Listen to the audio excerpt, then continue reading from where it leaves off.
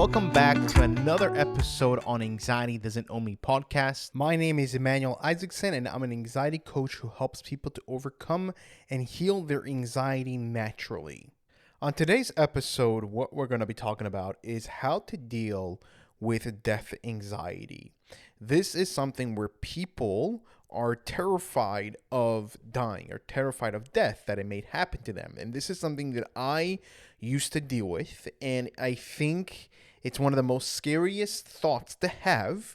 And I definitely understand what it feels like to have these thoughts and how it paralyzes you from doing things, from living life, going places. Because I remember whenever I was dealing with these thoughts of being afraid of dying and being afraid of having these thoughts, I would think about, let's say if I'm going someplace far, I would think about, okay, is there going to be a hospital around that place? Because if something happens to me, I'm going to be able to go right away to the hospital so that I can save my life. I'll be terrified of being alone because if something happens to me, what if I faint? And what if, et cetera, et cetera, et cetera. I'm not going to give you guys thoughts and ideas of what might happen, but I used to be terrified of that. And I said to myself, okay, but what if I'm going to leave my loved ones alone? I'm going to leave my loved ones behind. That's something that's going to affect them tremendously, and I'm going to miss them tremendously. And I used to be terrified of what's going to happen afterwards. What is going to happen after death? What happens afterwards? And I'm not talking about the heaven and hell. I'm talking about the process. Like, what is it? And we're terrified of that because it's the fear of the unknown.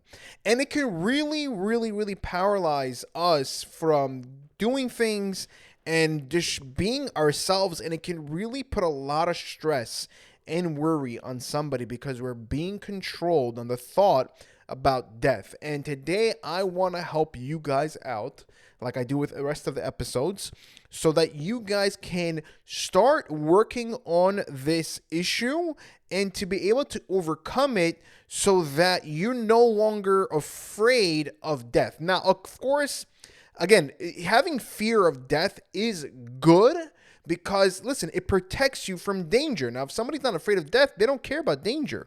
They'll just go into dangerous places. But we want to get to that place where it's not in our conscious mind that we're thinking about it 24/7 and we're worried about it 24/7.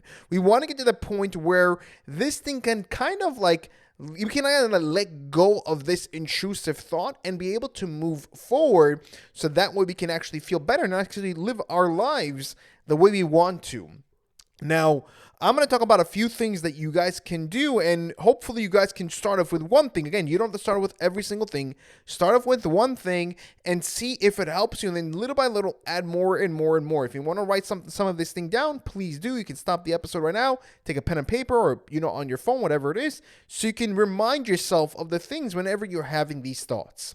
Now, as you know, the number one thing that helps with anxiety in general is accepting the thought that we have. Anxiety is thoughts, right? We have these thoughts and we get worried about certain things. And whenever we're trying to fight the thought and we're trying to push it out, what happens is that, as we all know from the episodes that I talked about before, that our anxiety increases and the intensity of the thought also increases because we're trying to fight it. And whenever you're trying to fight it, you're focusing on that thought. And whenever you're telling yourself, like, don't think about that, what you're doing is you're thinking about it. As the famous examples, and whenever they tell you not to think about an elephant, you're going to think about an elephant because they're telling you not to think about an elephant. So what we could do over here is accept the thoughts that we're having with anxiety. We want to just be there and say, you know what, I'm accepting that I have this worry about death. That I'm just going to accept the way I'm thinking, the way I'm feeling. I'm not going to fight it. That's one thing that's going to have a major impact in helping you with your anxiety in general and specifically with this thing as well. So what we could do again is accept that we're having these thoughts, accept that we're having these feelings. We're not going to fight it. We're just going to let it be there. And I know it's scary, guys. I know that it's scary. It's very uncomfortable to think about it. I know how that feels. But what we want to do, again, is not to focus on it because wherever our focus goes, that's where our energy goes. On top of the accepting, which is, I guess, a second part really, is accepting the fact that you can't control when death happens. Because right now we're trying to control how it happens, when it's going to happen. We're trying to control the fact of not dying, right? We're trying to control that. But in reality, and this is something that has helped me tremendously, where I came to the point, I'm like, Emmanuel, you can't control when death is going to happen. Yes, it happens to every single person out there. Nobody has ever gotten out of this place alive. And I know that's a scary thought, and that used to scare me a lot. But I said to myself, what does it help me? What does it help me that me trying to control it? I can't control it. I can't. And I said to myself, most likely, I am going to live a very long, fruitful life. So I'm going to accept the fact that I can't control when it happens. So I'm going to let the control go. So think about it. Whenever you're trying to control something, you're not really in control. And whenever you're letting it go, you're kind of accepting the fact that I have no control over it, gives you back control in your life, where you can do things and go places and be the person that you once was, and not being afraid of this thing. Because right now, that fear is what's controlling you. So we want to accept the fact that we can't control when it happens. Another thing that we can do with our thoughts that we're having and this fear that we're having about death is, instead of thinking about the bad things of what can happen, so let's say, for example, I used to be terrified of the process of what's going to happen afterwards. I used to be terrified of that. What's going to happen afterwards? I don't know. And right away, when we don't know, we're thinking about the worst case scenario. So I said to myself, I'm like, okay, you know what?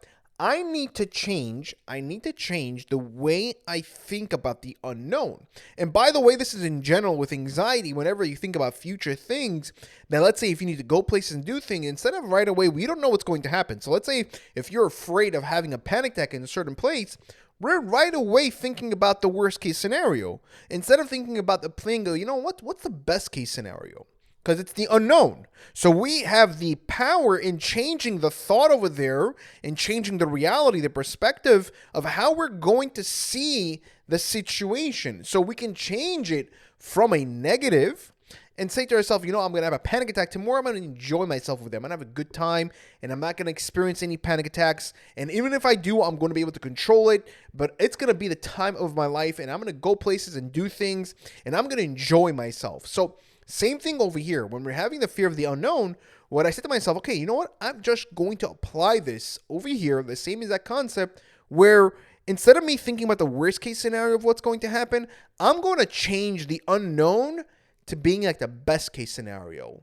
So I'm going to look at it in a more positive way, So I'm going to look at the situation, instead of having all these intrusive and scary and unknown thoughts of what's going to happen and right away to the negative, I'm going to instill hopeful and positive and happy thoughts of what's going to happen afterwards. That right away, whenever I do that with my sessions with people, right away instantly calms them down, because again, they're changing their thought from a negative, which is scary and more anxiety induced, to more of a positive situation. Because again, if we don't know what's going to happen in the future and we don't know what's going to happen in the unknown, we don't want to right away try to think about it in a negative way, because we're trying to control the situation. That's what we're trying to do. And as I said before, we got to let go of that control. But what we could do is, at the same time, we want to instill that positive thoughts of what are good things that can actually happen afterwards. I know this is something that we're trying not to think about or not try to experience, but sometimes we need to answer these questions by putting the positive things. And you can literally do this with every single aspect with your anxiety, whatever anxiety you're actually dealing with, health anxiety, agoraphobia, panic disorder, general anxiety disorder, whatever it is. When we change it from a negative to a positive, it instantly calms us down.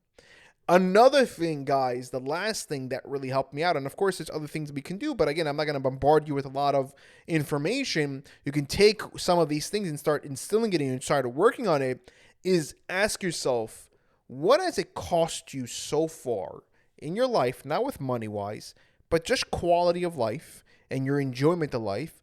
How much has it cost you of being afraid of death?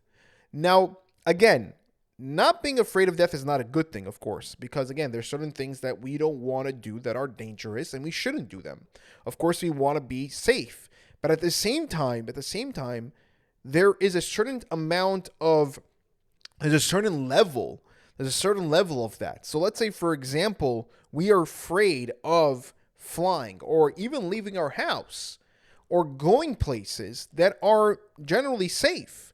And we're afraid of it because if something bad is going to happen, that we may die over there. That's not helping you out, and that's costing you on your life and your quality of life. You want to go you want to go somewhere, right? You want to do something. And you're right away thinking that, oh my God, what if something bad happens over there and I actually die over there? Because that place, for me, seems dangerous. Ask yourself, how much has that cost you? Think about in the past. This is something that whenever I thought about this, I went to a seminar and they weren't talking about anxiety, but they were talking about the person that you were and the confidence and the self-esteem and all these other things in your life that you want and not getting it and being afraid of doing those things because of thinking about the worst case scenario. And the guy asked, is like, what if you look back in your life and ask yourself the things that you wanted to do, the regrets or whatever it is, how much does that cost you? Whenever he asked me that question, I was like, whoa. That kind of brought a perspective in life. Like, it brought me a perspective like, I never thought about that kind of way. I'm like, yeah, how much has things cost me? And I apply that with my anxiety. I'm like, there are so many things that my anxiety stops me in my life, and it's cost me tremendously. It has cost me tremendously. Just because I'm afraid of something happening doesn't mean it's going to happen. It's literally costing me a lot. Time, enjoyment, quality of life, whatever it is, money can even be, whatever it is, relationships. It's costing me tremendously. Is it really worth it? What's my return on investment at the end of the day? The ROI on it. I'm trying to protect myself, right? From, in this situation that we're talking about, death. I'm trying to protect myself from that. But how much has it cost me so far? It has cost me tremendously. It has cost me a lot because I'm not willing to go places and do things. And of course, I'm not saying do crazy things. That's not what I'm saying over here. Things that are dangerous. Now, I'm not saying go inside a cage in the zoo with a lion. No, I'm not saying that. No, don't do that. That's not smart. But if you want to go to the zoo, but you're afraid of something bad happening, you should be able to go there, not being afraid. You understand what I'm saying? Taking a flight. You want to fly somewhere. You want to go somewhere, right? I see these pictures of some beaches around the world, and I'm like, wow, I really want to go there. I really want to go there. Now, someone with anxiety that has death anxiety is afraid of the plane because it might crash or something like that. They're terrified of that, so they don't go there. So that's costing you your life because you're not doing what you want at the end of the day. You're doing what the anxiety wants at the end of the day. So it's costing you tremendously. And is that cost really worth it? When you ask yourself that, and you can even write this down, what has death anxiety, because we're talking about this, has cost you, when you write that down, it kind of gives you perspective. Like, wow, it has cost me tremendous pain. It has cost me from going places and doing things that I really wanted to do. It has cost me from attending family gatherings. It has cost me whatever it is. You can write that down and say to yourself, is this worth it? It's not really worth it at the end of the day. So what can I do now to change that? Now, of course, again, we can take it step by step so that we can start getting the return on investment. But that just takes some time. But if we do it every single day, little by little, step by step, we'll eventually get there. But it will take some time. But at the end of the day, we want to understand and instill this. What is it worth it to have that fear of death? How much has that actually brought out of my life? Is my quality of life better? Am I actually enjoying life? Am I actually happy? Is it worth it at the end of the day? Because number one, like we said, I can't control death. I have no control over it, right? We have to accept the fact that we don't have control over it. Number two is that, I'm just going to accept the thought. I'm just going to accept the thoughts that I have over here. They're just thoughts. There's no meaning to it. There is absolutely zero meaning to it. Just because I'm thinking about something that's going to happen doesn't mean it's going to happen. It doesn't mean that. And we can instill positive things and think more positively about the situation, whatever it is, about how death is going to be afterwards. If we're terrified of it and right away think about the negative, we can instill a positive thing, and we can start increasing our quality of life and things that we really want, because we're worth it and it is worth to live. Because at the end of the day, we're only here for a certain amount of time. And we want to enjoy that time and do things that we actually do want, and not let our anxiety dictate it for the rest of our life, because it's not really worth it at the end of the day. And I know it's easier said than done. And no, just I'm bringing you from a logical point of view. And of course, we need to deal with the emotional point of view. But sometimes the logical point of view can really give us a different perspective. Can really change our motivation in overcoming this thing. It can really push us and say, hey, you know what? Yeah, this is costing me a lot, so I'm going to make a change over here. So guys, I understand that it's hard, and I know it's not easy to deal with this death anxiety, but there is a way to overcome it, and start working on it every single day, and start accepting that you have the thought, number one. And then number two, like we said before, accepting the fact that you have no control of it. Start thinking more positively about situations, about what's going to happen afterwards, and to be able to ask yourself, what has it cost me so far? As well, guys, I wanted to let you know that the live coaching events are going to start happening soon. I'm still not done with everything. I am going to be posting it. If you guys want to reserve a spot, you guys can definitely reserve it. You guys, I'm gonna put a link in the bottom where you can reserve your spot and join the live coaching events. It's a limited amount of spots. It's gonna be 100 people only. We're gonna have a WhatsApp group also with me personally. You're able to ask questions, interact with one another, connect with one another. And every single week we're gonna have a live event. And if you guys want to reserve a spot, again, it's only going to be 100 spots. And of course, this is going to be, I'm going to be providing you guys a 14-day free trial. And then afterwards, it's $49.99 a month. And as well, I'm providing you a free bottle of Calmly. You guys are going to get full access to the WhatsApp group, and also as well to the Anxiety Hack course, where you have pre-recorded videos, over 50 videos explaining to you about anxiety, things that you can do. It goes more in detail over there. So if you want to reserve a spot, I'm going to link it down below, because again, the entire program is not finished yet. It's going to be done soon. But if you want to, get a spot and you want to reserve that, again, it's 14-day free trial. After that, it's $49.99 a month. So you have 14 days, and it's also 30 days after that money back guarantee. So if it hasn't helped you whatsoever, you get your money back, 30 days money back guaranteed. I will link that below. Looking forward to working with you guys, and have a great day. I'll see you guys in the next episode.